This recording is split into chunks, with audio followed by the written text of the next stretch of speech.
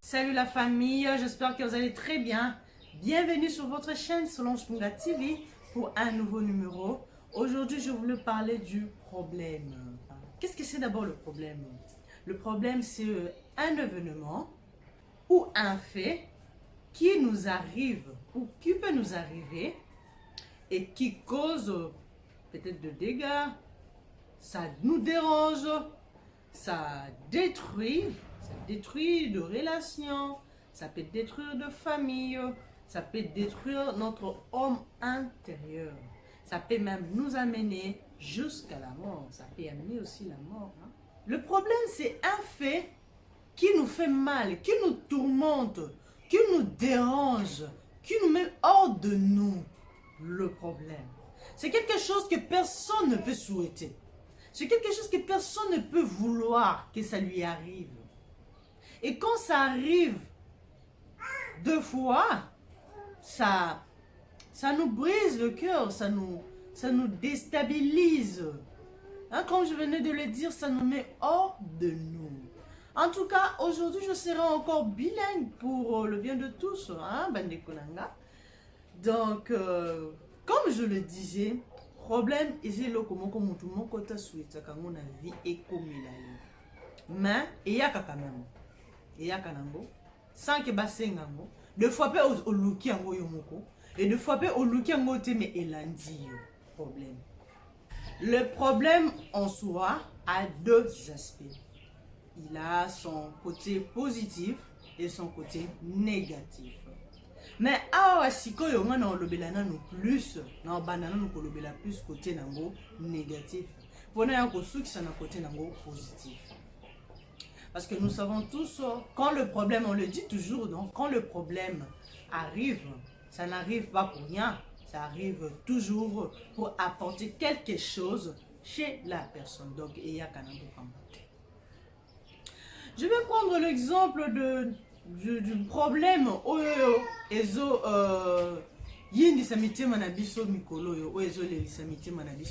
comme par exemple le problème de la maladie Covid-19.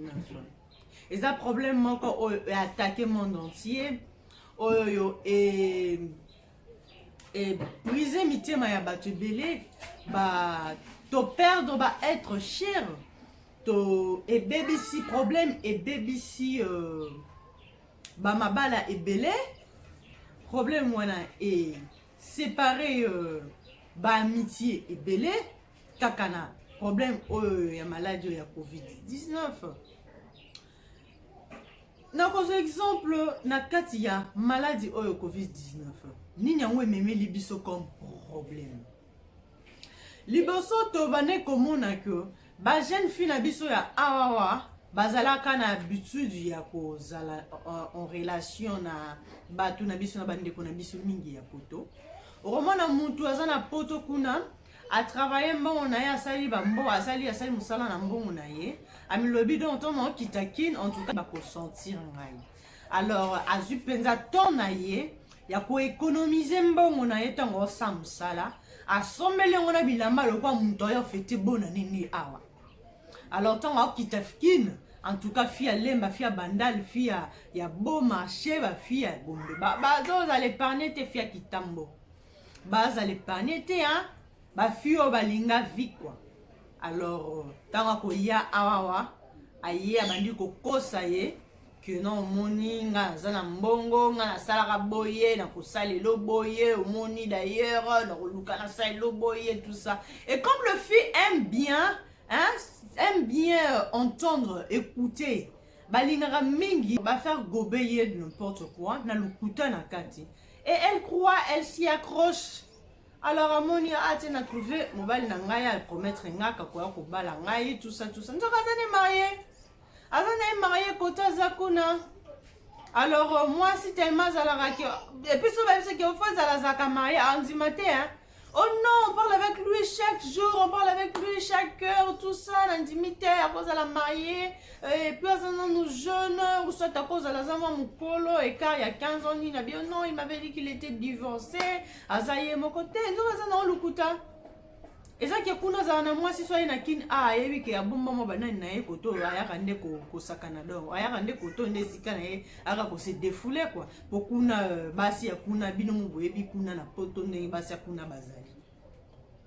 Alors ba nourrir moi si ya awa wana ba espoir. Ba nourrir ye na ba espoir. Alors et au salama que tant ou malade au Covid-19 ils a problème et comme les mukini mobimba.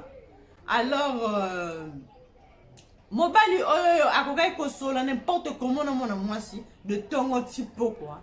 En tout cas, c'était devenu maintenant difficile hein, pour la minute où on a commencé à zanda. Moi ça qui n'est pas musalati. Benga sko batala yo. Et comme que abenga mobali na poto kuna po e bataille toute santé, tala kuna maladie kuna zobeta makasi te mbale comme ça teta. So ba bengi pas akati. Donc makamunde na ndenge et si finalement beaucoup hein côté on est à côté négatif hein.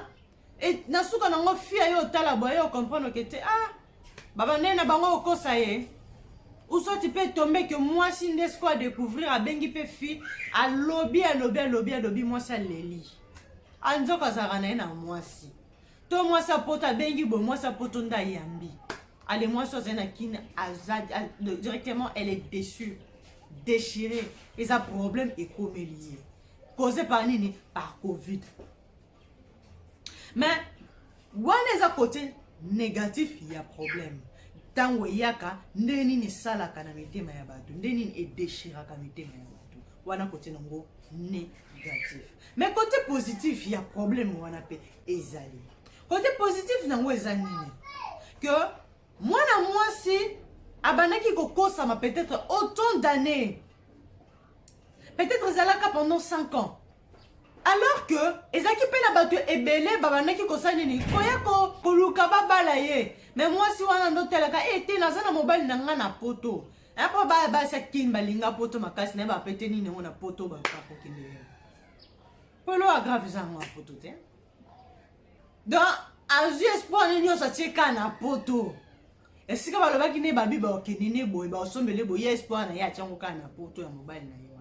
Alors, arrêter ma balle belé, arrêter la relation misusu, quoi qu'il faut bénéficier pour na yé puis c'est li balle peut-être ouverture misusu. Pour na mobile wana ya poto. Donc en quelque sorte, elle était esclave de l'amour.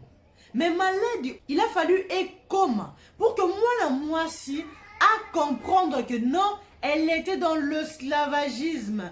Elle se faisait tromper, elle se fait arnaquer na bolingo. Alors il fallait problème ou on est comme pour que y ait à la délivrance na ye. Et au moment que les los sikoyo, misusu ba font les misu. Alors est-ce que ba comme kota la mibalo baza awa et misusu ku tu peux bazui mabala. Alors que ce qui problème oya ya Covid ya quitté, ba nge bazo mabala wana ta. Ba nge ba continuer toujours na kati wana ya lukuta o ba wana ki kokosa bango. Ndé côté positif sikoyo, il y a problème. Quand le problème nous arrive, hein, tous la kawanaka pour commencer à pleurer, à chialer. Il faut te loukakato yebaka pourquoi problème oyo et comme libiso. Parce que ce que vende kimia, au louko raisonner le pourquoi, au moment la solution mon kamupanzi. Réponse il y a le pourquoi aux autres nawana, au kozango kamupanzi na. Parce que jamais problème au comme on a vu en moto, sans pour autant la solution mon bope mupembeni. Dans les camomoro ya kitoko pembeni. Problème ou sous cause à la ligne. Nazu, deuxième exemple. Et quand tu faisais confiance à quelqu'un. En tout cas, tu l'as fait confiance, tu l'as confié tes affaires, tu l'as confié tout ce qui est à toi. Azo salelo nyonso. Alors que yé namutu na yé, azo boulele yo déjà ma bé. Azo tala déjà neni, il faut ça la ligne à détruire yo. Et aïe à escroquer yo mbongo. a escroqué un bongo à Kenango. Là, en tout cas, tu es trahi. Donc, c'est comme si, Bazuyo, Likolo, Bambi, on a assez. Parce que là, maintenant, tu es par terre. Tu es anéanti. Et là, quand tu as un problème, Moroya Bongo, tu te poses des questions. Comment tu vas t'en sortir? Peut-être tu as une famille. Peut-être tu as de charges. Mais on il n'y a pas s'en sortir. Alors, on les à côté négatif, il y a problème. Mais côté positif, et là, autobus, ça n'est que quand on pas kati on m'a beaucoup mis balete, il y a encore de l'espoir. Tant mutu, tant on lali nanu na mabelete, on lali na kati cercueil, il y a encore de l'espoir. Oh les le liboso oyebite. Dieu a voulu juste permettre que trahison en ezala pour que a écarté mutuana. Pour que tant bénédiction et aux élo liboso wana y ait à faire partie parce que c'était un mauvais. Peut-être mané ko escroquer on de ba miette. Oya kitoko ya makasi nde ozo ya liboso. Et soko zala ki kana mutu wana ku oyo zwa ki wana zaki muke peut-être tu en vie hein. Mais ça c'est le passé mais tu es en vie. Mais ce que na makambo minene oyo e bando zelo liboso. Soki mutu wana trahir yo. Azala ki kaka. Peut-être problème on qui comme ayo sale lango tango ya binene zali. Peut-être linga ki te e choqué yo kaka nengoza anéanti et nga ki peut-être e boma yo. Et nzambe na bolingo na ya tala bité yo faut pas kufa. Yo faut zala. Yo faut tombola yo. Alors à permettre loko wana pour que a éloigner mutu wana nanzela na yo. Pour ya kitoko et ya liboso, batu ya malamu bazo ya liboso. Donc baza liboso kuna. Ya wana to le raté ce qui problème ezali. To luka kozongisa na mabe te ce qui problème ezali. Son problème est comme lio. Mutu asali ya mabe. Komisa nzambe. Yebisa mutu wana merci nzamba pambola yo. Oye bate eloko nini o osali na kolobane kama loba wana. Par contre, autant yo moko lungo se faire justice. Eza elengita eza non qui te rete sentiment ka yo mondo yo kama. Mais ce que tu les places où on n'est pas nzambe à rendre justice. Eza non seulement yoko yoka bien na bato baza tout autour de toi bako comprendre que réellement hein, Dieu t'a rendu justice. Bolimbisanga nazo teyate hein ezaka non le problème. Lokola lisolo na ngai oyo ya misato pe ya ngondeza ya suka. Je vais vous raconter une histoire. Comment raconter une fois quand j'avais des problèmes. Je suis une personne de très chère. Abetela nga lisolo wana pour que et édifier nga et fortifier nga. Et puis ça avait réussi hein. Abetela nga lisolo ya papa moko boyo. Papa yango azalaka na ba problème. Akutana na ba problème, kaka nde no betel solo ba problème. Et abandaki ko s'apitoyer na sort na ye. Papa nga baneko milobela baneko lobela nzambe.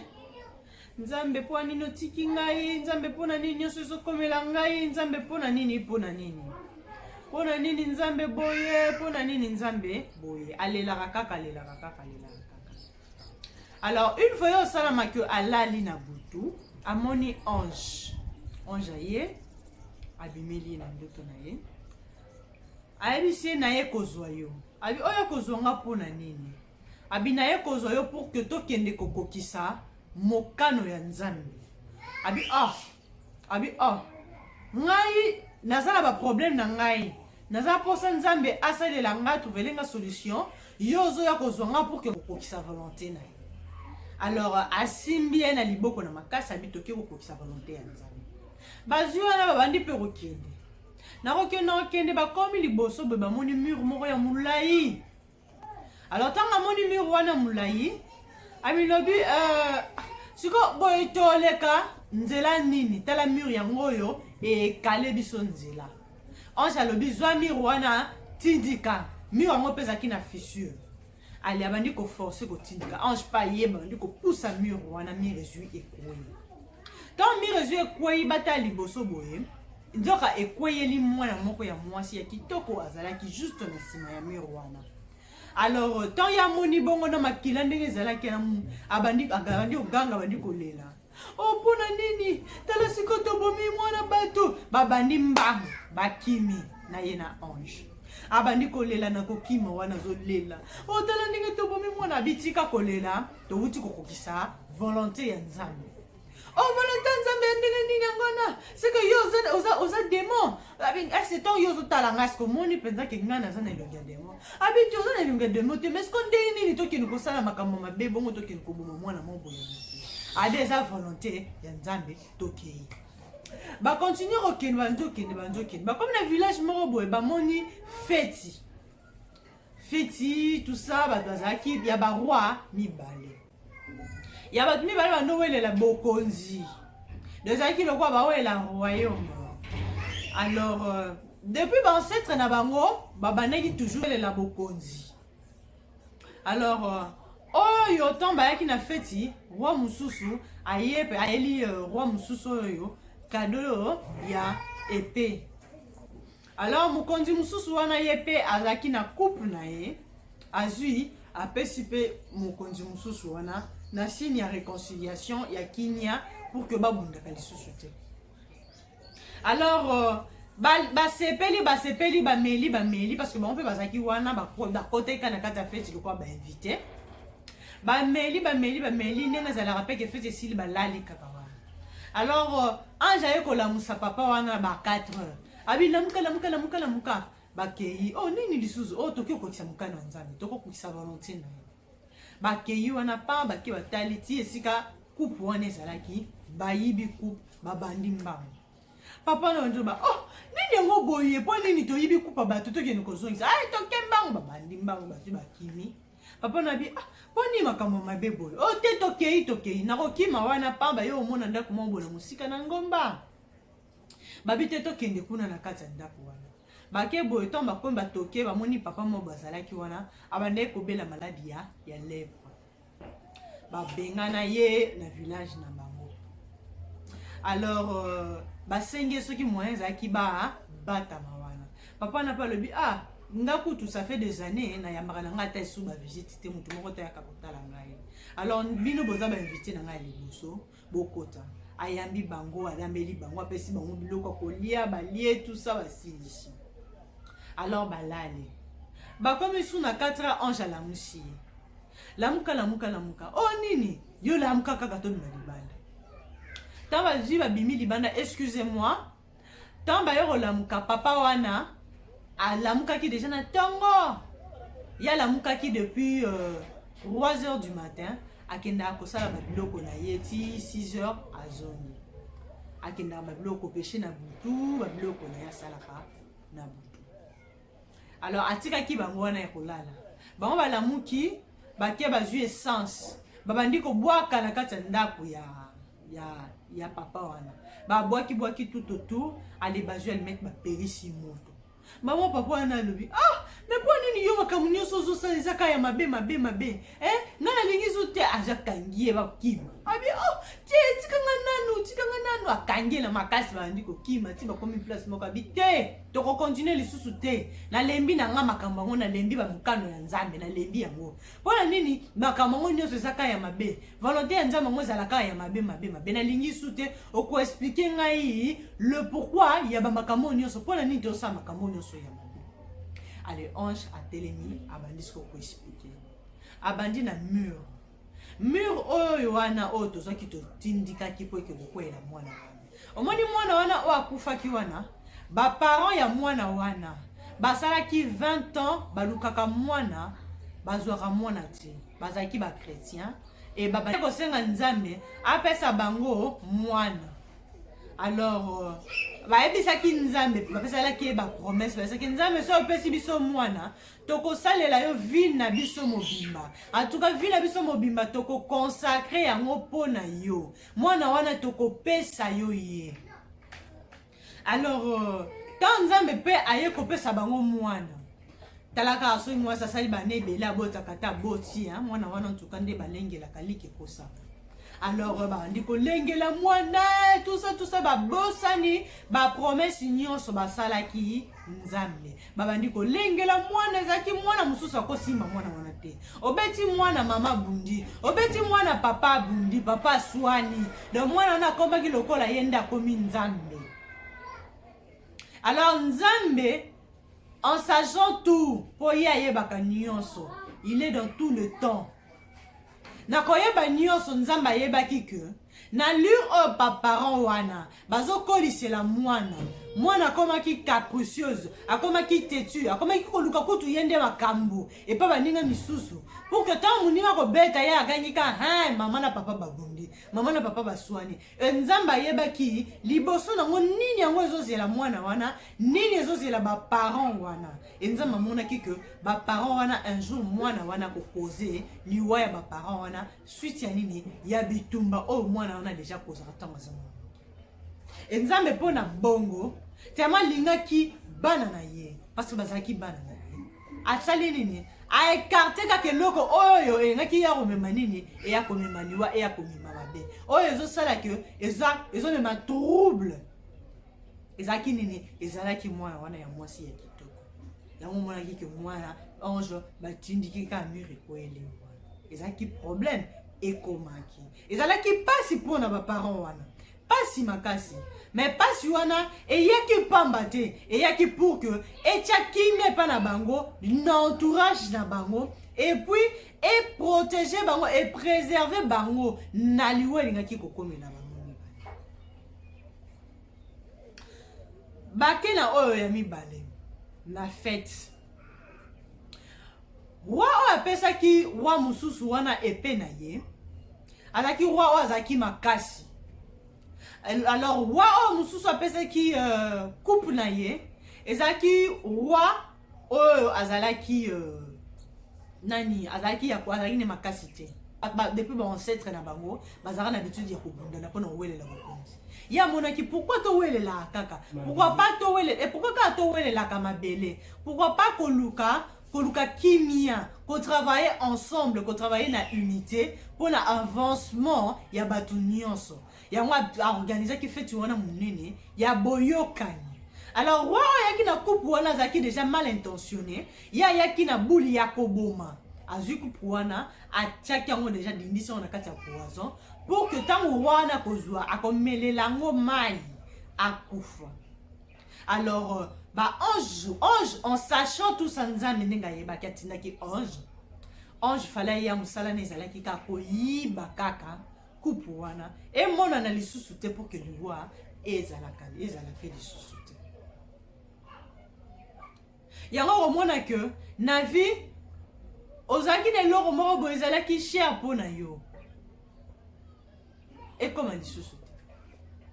Ya misato ntango bakei pa papa oyo ya lepre azalaka na mwasi azalaka na bana na ye ye pa ndo senga nzambe pambola ngai nzambe pambola nzambe alobaka naye na kopambola ye. Alors eyo osalama ke papa wana yo kozwa maladi ntango ayo kozwa maladi mwasi akimi ye na bana aye otikala ye moko village ebwaki ye aye kokende mosika ya mboka akei amoni ngomba moko boye ezalaka kala na baancetre na bango bamindele batikaka kese moko boye ya badiamant ya baor balonaka ngo na kati ya ngomba wana na se ya mabele po ezalaka na château.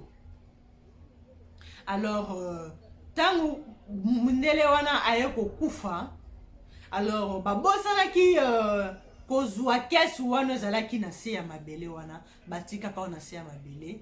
Alors ekufa ti bakufa bamisusu bapanzana e papa wana na koyeba te aye kokende kaka kuna aye kotonga ndako na ye esika wana ndako na bamatiti ka nde boyebaka nde basalaka wana eba mabele ya argile atongi. Alors esika papa wana atiaka mutu nde esika wana ka kesi wana pe ezalaka oyo eza ke soki atimoli kaka ata 3 tour kaka ya pau mbala moko akutani na kesi papa wana ye bagate avant di bane na bane kuna na maladi na ye kaka wana na katanda kona na mbongo wana nyos. Alors koya anjo yaki ti papa wana bimazo apelisa moto ezalaki kaka pour que et permettre papa wana akutana na lipamboli oya senga bane na bane. Alors tant ou papa wana yaki pasi na muteme zaki anda kunanga etumbami leli mais après avoir collé la justice au pao ye wana bani ko timbola kwa sanini atunga ndako asika na ko timbola wana papa akutana ki na bénédiction au Nzambe abombelaki. C'est pour dire que le problème, quand le problème vient dans la vie de quelqu'un, tu ne dois pas t'agiter. Tu ne dois pas t'affoler. Tu dois rester calme. Rester serein. Laissez passer la pression. Laissez passer la pression. Et en restant calme, en restant serein, tu constateras de loin l'éclat de quelque chose. Ils ont brillé dans la musique. Et tant au côté là, au komiloba, enfin, au comprendre, mystère, il y a problème. En tout cas, conseil n'a lelo, ils allaient qui sur yango. Juste pour vous dire, quand le problème vous arrive, ne vous affolez pas. Restez calme. Priez d'ailleurs. So moniko lingaka parce que ils ont un remède mon côté où c'est la kitoko. De quoi qu'on s'amène. Ils ont dit ça problème. De rester calme. So moniko yo eza prière te. Luko sale loko yebi ya kitoko loko ya mabete. So la musique. So pas mon musique tel loko te papa vanda kimia. Mais quand elle a parlé à chambre, on dit kimia. Oh, raisonner sur l'autre, on dit kimia, vendu. Au monde, solution, il y a problème. Tous à tous à fond là, tiens. Bah non, non. Pourquoi problème oyo et comme il est. Et si gani n'ingayi na faillir. Au moment on appelle peut-être ça na place, mais yondo failli ça qui yango et comme il est. Au moment on a quelque part. Alors tout si karako kondanaka problème tout kondanaka batu misusu. Alors que nzamba permettre ki kaka bango eza nango kaka bapion batie bango kaka wana pour que bakokisa volonté ya nzambe. To yina ba misusu ti tozongi c'est la bango ba bete ote parce que à décevoir ngai pas obomi non. Peut-être yezaki moi sa vie noté. Moi sa vie na yo wana za quelque part. Nzamba lingaki ekroma pour que a écarté ye nanzela na yo retanga memelo liwa liboso. Alors pourquoi qu'on s'affole? Pourquoi qu'on s'agiter devant le problème? Alors arrêtons de s'agiter devant le problème. Nous devons apprendre à être calme, à se maîtriser devant le problème. Car là où il y a le problème, il y a aussi la solution. Il n'y a jamais de problème sans solution. Il y a toujours de solutions en tout. Dans tous nos problèmes, il y a toujours une solution. J'espère que vous avez aimé mon émission d'aujourd'hui. J'espère que ça vous a plu. Ça vous a fait énormément du bien. En tout cas, je suis arrivée à la fin de mon émission. Je ne vais pas terminer mon émission ainsi. Je vais saluer quelques personnes et puis à la fin, nous allons nous quitter. Je commence par Prince Mabilemono. Je te salue à partir de Suisse. Je salue Boris Botembe à partir de Bruxelles. Je salue Eddie à partir de Kinshasa. Je salue Tony Mouzaou à partir de Allemagne. Je salue Marc Boujard. Je salue Franck Moll à partir de Paris. Je salue Jean-Claude Ngongo. Je salue Adolphe Mallet. Je salue Kaskasongo. Je salue Hilarion. J'espère que tu vas bien. Je suis arrivée à la fin de mon émission. Je vous dis au revoir à tous. De gros bisous. Bye bye.